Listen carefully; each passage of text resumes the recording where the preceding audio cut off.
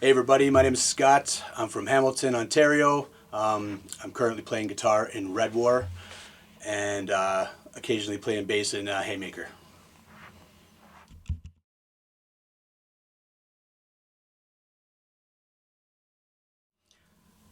What got me into punk and hardcore? Well, I'll probably go with more of the hardcore side of things.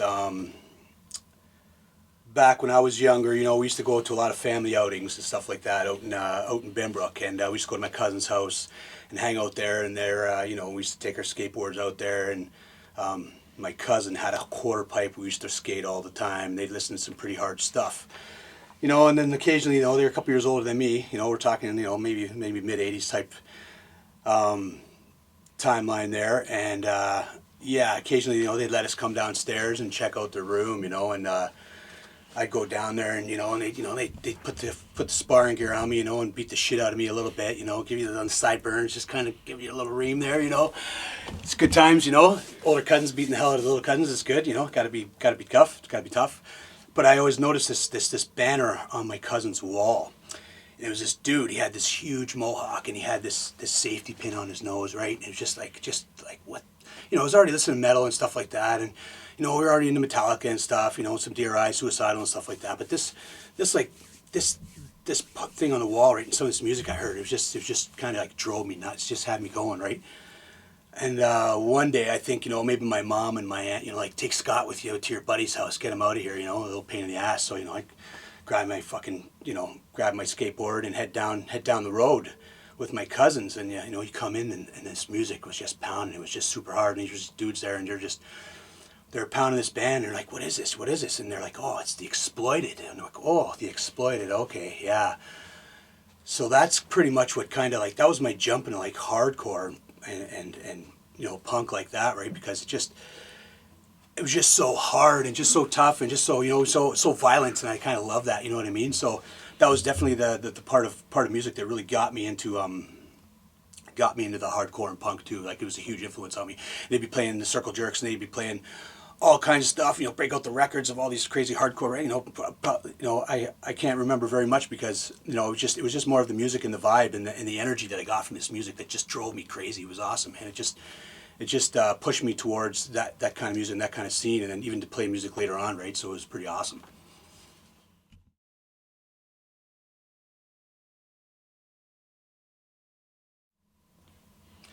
So growing up, I had a ton of influences musically, being just listening to music or being a part of any type of music that was going on with families and friends. Like, all, everyone was always into some kind of music. And the cool thing for me was probably my mother and father. My dad was a DJ in the 70s and 80s and 90s, and I'm sure he even did stuff in the 2000s for people. Like, he had a huge vinyl collection, you know what I mean? So he was always bringing out crates and throwing in the living room, and we'd be sitting there, and he would, like, I'm talking like 4, 5, 6 hours, he would just play music steady, you know what I mean? From everything from, because he was doing dances in the 70s and 80s, right? So he was a bit of a metalhead too, though, right? So he had he had some good stuff. I remember specifically though, we'd be sitting there and he'd be playing like the Bee Gees and Michael Jackson to the Musical Youth to Men at Work to Dire Straits, and then I remember going in, sitting there, and I pick up this Kiss album. So yeah, Dom, you'll like this one. So I pick up this Kiss. It's like Kiss Live 2. Yeah, and I open up. I'm like, just remember looking at it, I'm like, wow, yeah, fire. Look at all the fire and blood and everything. Yeah, this is awesome. Dad, put this on. And I remember him just taking it from me and closing it and put it to the side. He's like, yeah, you don't want to listen to Kiss. Here, listen to this. And he gives me Black Sabbath. I was like, oh, okay, Black Sabbath. Okay, so he puts that on, and then we listen to that, and then it just went from there, Black Sabbath to Uriah Heep, and even Led Zeppelin. I remember just listening to rock and roll, finding this tape with rock and roll on it. I would just listen to that song over and over because just real heavy, and the drums are heavy, and all that stuff. So that was probably my first influence into music. Obviously, with our family was listening to music all the time, but also my uncle Jay, he was like 2 years older than me as well, and he was on the other side of music because he kind of like he was like into Depeche Mode and the Smiths and stuff like that, which I didn't like very much, but it still exposed me to all kinds of music, electronic music like that for the 80s and stuff like that. And we'd go to shows together all the time. He exposed me to all kinds of cool shit. And also other influences too, like for me really, was my buddies at school. You know what I mean? Like grabbing your skateboard and going out and just pounding old school DRI and Suicidal and and Testament and Metallica and all the good stuff. And then in the early '90s there, when we start getting into like bands like Integrity and In Cold Blood and Slugfest and it just those bands just took a hold of me, for my musical influence anyways. That's the playing music. Like I know Helmet isn't the probably toughest hardcore band in the world, man, but Helmet is probably like one of my favorite bands of all time, and that band just really they really pushed me to play guitar and play bass and even sing. I know it's not very good. You don't want to hear me sing very much, but whatever. It is what it is. You got to do what you got to do sometimes. But yeah, those are definitely probably some of those are the influences. My family and friends for sure, and all their musical tastes just kind of brought us together. Be it so even like listening like old school Beastie Boys and some old bullshit, or James Brown, or acid jazz bands like Corduroy, and even like '70s rock like James Gang and Pink Floyd. It's just a huge conglomerate of all this music and all these bands with different styles, and it just had a huge influence on me for sure.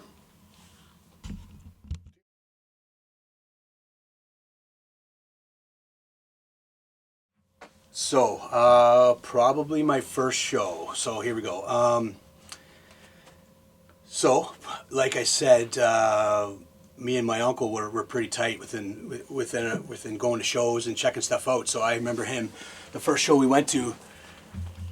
It might have been. So these two are kind of tough to decipher. So I know we went to a show in the early '90s, and it was like at Molson Park, and it was like a Canada Day Fest, and it was like Tragically Hip. And yeah, I didn't enjoy that at all. Tragically Hip, no one wants to hear that. But there's another show as well that I think was the first show we went to, and it was Ned's Atomic Dustbin and Jesus Jones, and that was at the concert hall, and we took a bus out there, and Ned's Atomic Dustbin was killer, man. I still listen to that every day. I actually just got a Ned's Atomic Dustbin Godfather on vinyl for Christmas this year. It was awesome, like so good. I still listen to that every day. It's awesome, and that was my first show, and my first pit even, Ned's Atomic Dustbin pit. Yeah, picture that, eh? So my first hardcore shows, pretty easy, right? I'm buddies with a lot of these guys, and when they started Chokehold, that was pretty easy for us to go to Chokehold shows. So they were my first hardcore shows, and they were awesome because they brought bands here from Buffalo, and we got to see bands like Slugfest, and we got to see Snapcase, and you know what I mean. These shows were, I think, the first shows, I can't remember if it was like at Willy Wogs was the first show I seen, if it was at the basement of Sherwood Lanes in Hamilton Mountain there, and we were over there for those shows, and they stick out the most because they were my first hardcore shows. But man, like they were so good. The people were so awesome. The music was awesome. The energy was awesome. People were crazy. And we were all young and crazy, and it was tons of fun. It didn't matter what everyone looked like. I had a big long skid hair and, Sepultura shirt and boots, And it didn't matter. It was awesome. People were just super cool. But probably, Chokehold was definitely had a huge influence on me too. But probably the band that sticks with me the most was Rabid Defiance when I saw them at Willy Wogs. Like Rabid Defiance was just unreal. They just blew me away, man. And it's funny, I was just listening to that tape the other day. I just found it the other day. It's a mixtape of Rabid Defiance on one side, it's got Chokehold and Conviction on the other. So it's pretty killer, right? We were listening to that just at Christmas time as well with a couple of buddies. So pretty killer. So yeah, those were my first shows. The Ned's Atomic Dustbin shows and the Chokehold shows were my first hardcore shows.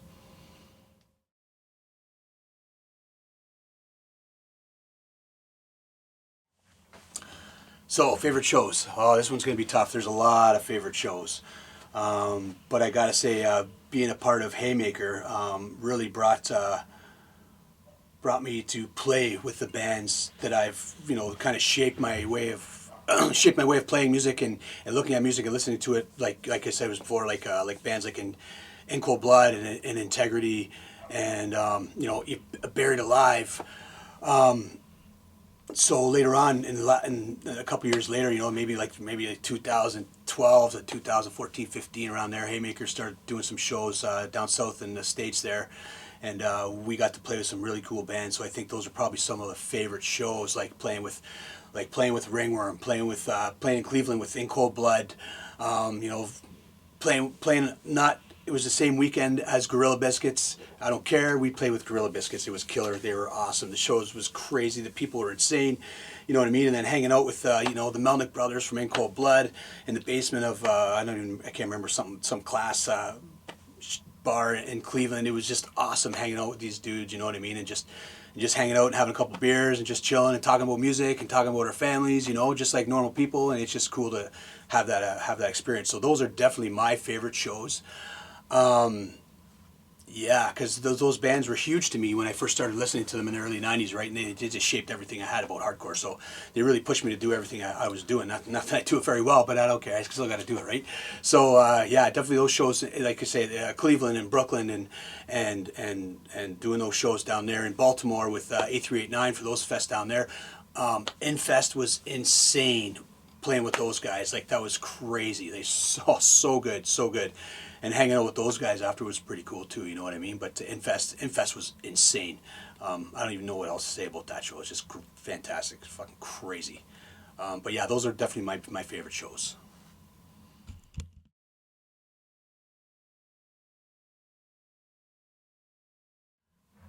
So, my band history. I've been playing in a lot of bands, I guess, through guitars, bass, vocals. Some good, some probably not so good. Okay, they're probably all pretty shitty, but it's okay.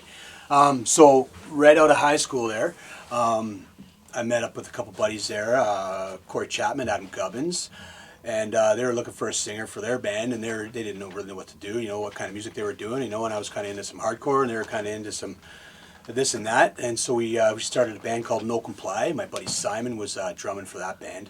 So No Comply was a pretty huge deal for us because we listened to so many genres of music. You know, we were doing like metal songs, hardcore songs, funk songs, country songs. We just did every crappy thing we could do, and it was just tons of fun. And we had the opportunity to play at lots of Hamilton bars, right? We were playing at like the X Club and Joe Bodinsky's. You know, we even played at Fever, you know. There was another bar we played at, I don't even know, it was up on Bay Street. It was just some random show. I think we played with the Burlington punk band named Trunk, which they didn't appreciate us too much because I think, well, in our youth, you know, we weren't the brightest, and we used to, you know, party pretty hard. So they didn't take too kindly to us, but it was still pretty fun. And we did that band for several years.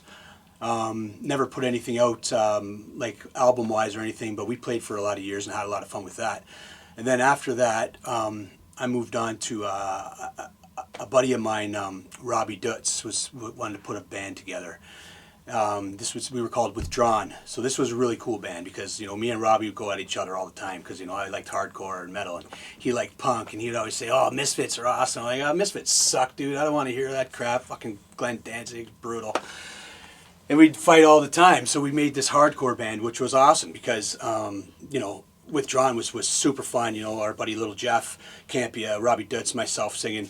And it was funny because in a roundabout way, I think Little Jeff knew our buddy Steve here. So we kind of met up with Steve, and then we kind of put some pieces together and realized that back in the 80s when I was hanging out with my cousins, well, my cousins were buddy with Steve, and he was probably there when I was a kid watching these guys hang out and listening to all this Exploited. So, you know, 15 years later, we meet back up. And so we start playing shows together with Near the End and stuff like that, and we were doing all kinds of shows, just local Hamilton stuff. Brantford we played in. We were just doing everything we could, right, for any kind of hardcore show, which was super cool, right? Because, you know, these are all our buddies we're hanging out with and playing all this pretty cool hardcore shit, right? And yeah, it was pretty fun, lots of fun. And then when we stopped doing Withdrawn, I joined Haymaker. I was playing bass with Haymaker. And that was pretty crazy, you know. Haymaker was a lot of fun. We we tried to do as minimal shows as we can, but when we did them, you know, they were pretty. I think they were pretty memorable. I'm sure some people remember some of them.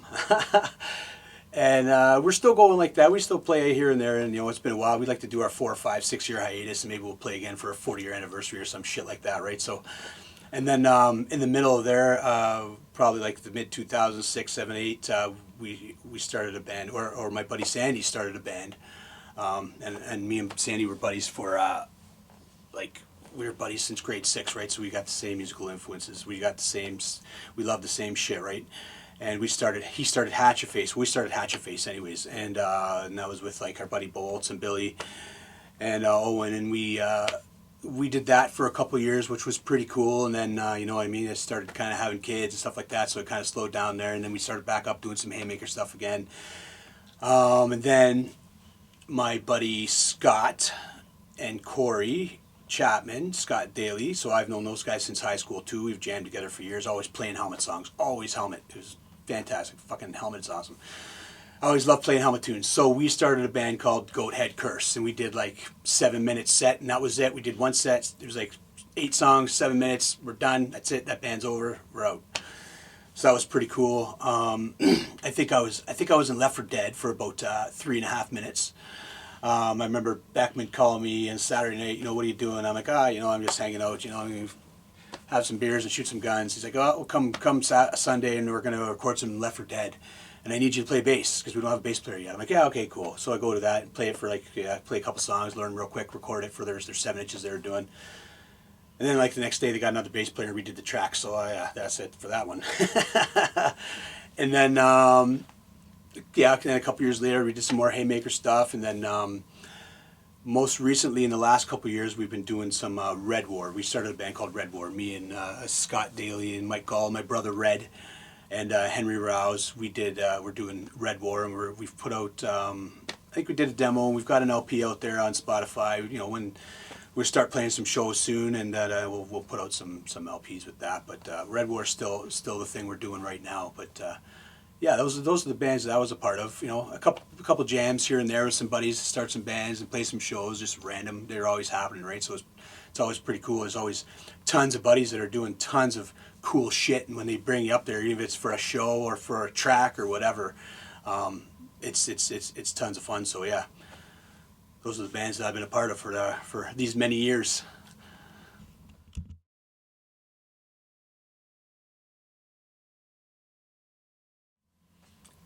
So this one's pretty easy for me. You know, being a part of Haymaker for 20 years, we had some pretty crazy shows. So you know what I mean. We're no strangers to having Roman candles being shot at our face while we're playing, electrical fires. Chairs being whipped at us, you know, beer bottles flying by our head. That's why you usually see me playing with my back to the crowd so I don't get pegged. But probably, you know, there's a couple that are pretty notable to mention here. But probably one of our shows that was pretty fun. We played for I think we played for about 1.5 minutes at the Corktown. We started with DRI, Suit and Tie Guy, you know, for a little intro, kicked that in, and then I think we went into a song called Skate Like Shit, and then. Everyone just started breaking every piece of furniture in the place, and then they shut us down and turned the power off, and that's when I guess everybody kind of snapped a little bit, and they locked the back door by the stage so nobody could get out. So everyone started like pulling the lights down, smashing the PAs, smashing all the furniture. So that was pretty fun, you know. I think we had a bunch of cops there, maybe like 8 or 10 cruisers, maybe a couple paddy wagons showed up. So that was pretty fun. I think my buddy. Phil Patterson's got a little video out on that, so that's pretty fun. So if you're from Hamilton, you know that show. You're probably there as being one of our buddies for sure. It was pretty fun.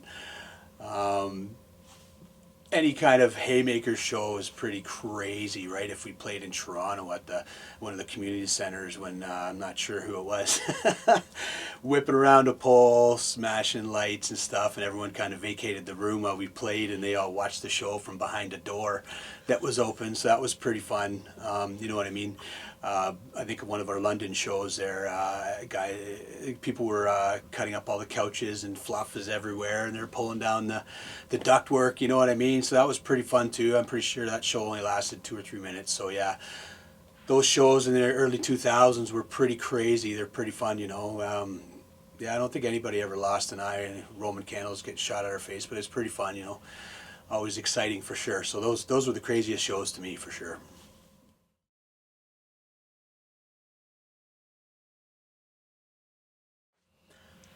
Okay, what do I like being a musician? Well, I don't know if I could call myself a musician, so you know, I'm sure a lot of you guys have heard some of the stuff I do, so it's not too impressive. But you know, the best thing about being in these bands, obviously, is just the people, the family, just you know, going to shows all the time, hearing good, bad, shitty, awesome music. It doesn't matter what it is, you know, if it's the guy working at the door, or if it's the people paying their $5 or $10 to come into a show, or if it's just, you know, playing with a couple bands, or, you know, meeting up with your buddies you didn't know you knew in the 80s, and then, you know, you start up this other band, and then in the 90s you start hanging out with them again, and then here we are here, I'm sitting right in front, you know, with an old buddy of mine. We've known each other for 35 years with Steve, right? So I think that's pretty cool, you know what I mean? You just people are just super cool in the hardcore punk metal scene. You know, especially with Hamilton, you know, everyone's like super awesome. It doesn't even matter. Everyone gets, you know, people get all liquored up and beat each other up. Pits are violent, but there's a lot of love going on there, right? So it's a lot of fun for me. I don't know, I like that shit. So and I'm sure a lot of you do too, right? Because that's why we're here, right? To do this kind of stuff. So it's hilarious. And so really, to me, you know, I've been playing music for a long time, done a lot of shows everywhere, here and there, whatever. So it's always fun when you're juggling like equipment and stuff like that, and cables and, you know, gear and sharing stuff like that. But you know what? That never really bothered me. I never cared. I didn't give a shit about that stuff. You know, and then, you know, it's always the fun thing to talk about some of the things you don't like, is because, you know, sometimes you're going with the expectation of getting paid, right? When you travel, you know, 8-10 hours, you know, and hey, these guys got to pay some money to, you know, not much, obviously, because we're not really worth that much, but, you know, we're probably worth a couple bucks in beer for sure.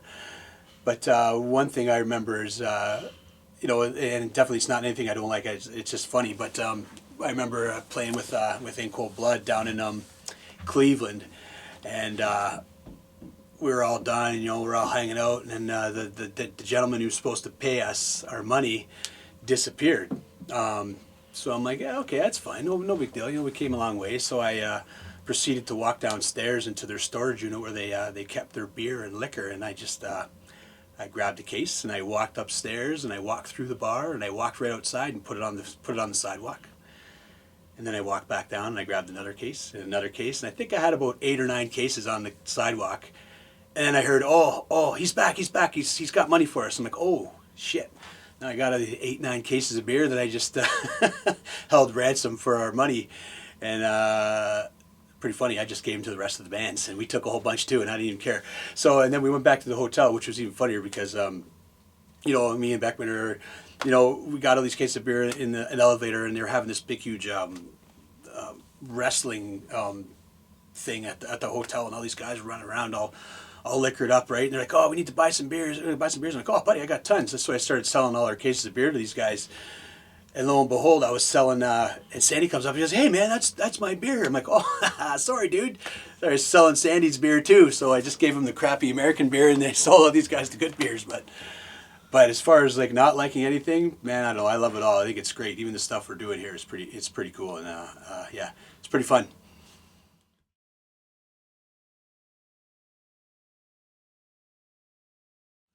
All right, useless talent. So yeah, I'm pretty sure I got a ton of useless talents, but we'll go with this one.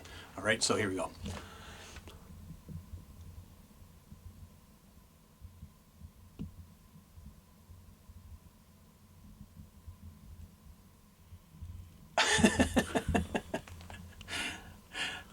That's it.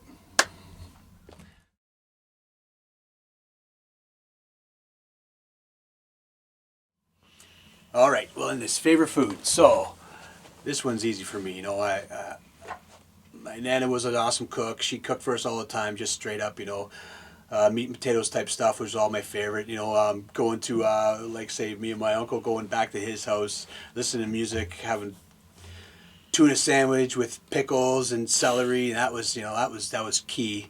You know, and my mom making turkey dinners and stuff. That's amazing too. I cook it for 56 people and just everything and anything. That's so like my favorite food is everything we eat. And my wife's pretty wicked cook too. You know, cooking Croatian foods and Greek foods and moussaka and you know all using Schwab spice and all that stuff is just it's awesome. But when it all comes down to it, my favorite food is corn. Corn on the cob, canned corn, frozen corn, cream corn. I don't give up. Corn is the shit. I love corn, and that's it, man. Corn. And I think they got corn on their tacos at Taco Bell. So me and Steve, we're going to go grab Matt and Sandy, eat some cinnamon twists, we'll see you at Taco Bell. Cheers, guys.